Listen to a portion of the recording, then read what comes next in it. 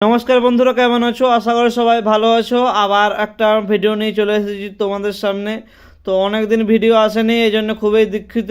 আবার নতুনভাবে আমি চ্যালেঞ্জটি স্টার্ট করেছি। এবার আমার বাড়ি ভিডিওটি শুরু করা যাক। তো বন্ধুরা, আজকের ভিডিও তোমরা অবশ্যই বুঝতে পেরে গেছো আজকের ভিডিও কি হতে চলেছে। হ্যাঁ বন্ধুরা, আজকের ভিডিও হচ্ছে ব্ল্যাক ফাইটার ভার্সেস প্যারোটবিকের বাচ্চা, কোনটা চাষ করে আমি বেশি ইনকাম করব এবং কোনটা চাষ করে আমি খুব সহজে চাষ করা যায় এই বিষয়ে আলোচনা করব। আর তার সাথে সাথে আলোচনা করব যে কোনটা চাষ করে আমরা বেশি ইনকাম করা যায়। চলো ভিডিওটি শুরু করা যাক।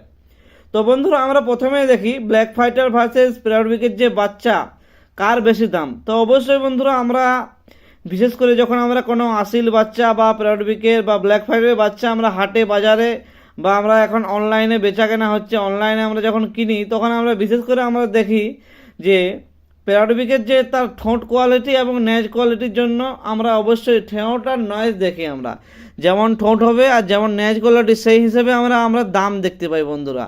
তো আমরা দেখেছি মোটামুটি ক্রসের বাচ্চা বলো বা মিডিয়াম কোয়ালিটি বলো, আমরা প্যারোটবিকের বাচ্চা মোটামুটি আমরা 3,500 থেকে 5,000, 6,000, 8,000, 10,000 মানে যেমন দাম যেমন কোয়ালিটি হবে সেই হিসেবে আমরা দাম পাই। কিন্তু বন্ধুরা, ব্ল্যাক ফাইটারের এত বেশি দাম পাওয়া যায় না। তো ব্ল্যাক ফাইটারের আমরা দাম মোটামুটি পাই 1,500, 2,000, 3,000। কেননা বন্ধুরা, ব্ল্যাক ফাইটারের দেখো প্যারোটবিকের যেমন ঠোঁট ছোট, কিন্তু ব্ল্যাক ফাইটারের ঠোঁট বড় হবে, স্কিনটা পুরো কালার হবে, মানে কালো হবে আর কি, ব্ল্যাক কালারের স্কিন হবে, আর নেজ তো হালকা থাকবে।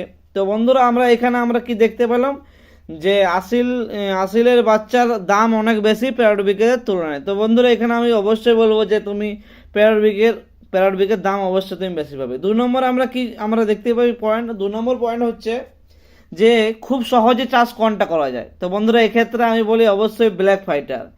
কিন্তু ব্ল্যাক ফাইটার চাষ করা খুব সহজে যায় অবশ্যই, কারণ হচ্ছে এর রোগ ক্ষমতা অনেক বেশি। অর্থাৎ আমরা দেখি যখন প্যারটের বাচ্চা নিয়ে আসি বাড়িতে তখন তার সর্দি লাগা, ঠান্ডা, জ্বর আসে।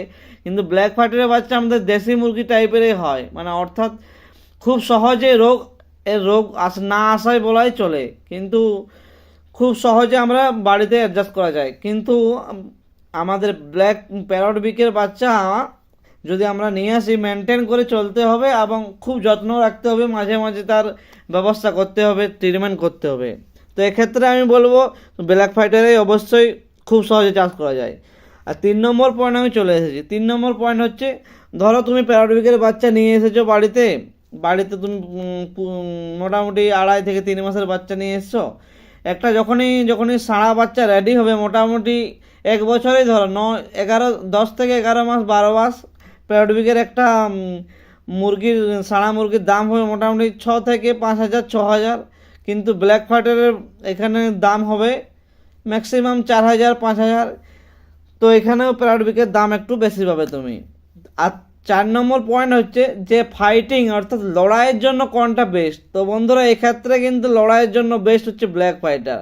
তো বন্ধুরা, তুমি যদি প্যারোটবিকের একটা সাড়া নাও আর একটা ব্ল্যাক ফাইটারের সাড়া নাও, দুজনের মধ্যে যদি লড়াই করা হয়, তো বন্ধুরা অবশ্যই ব্ল্যাক ফাইটারের চাহিদাটা অবশ্যই জিতবার চাহিদা 100%, 100%।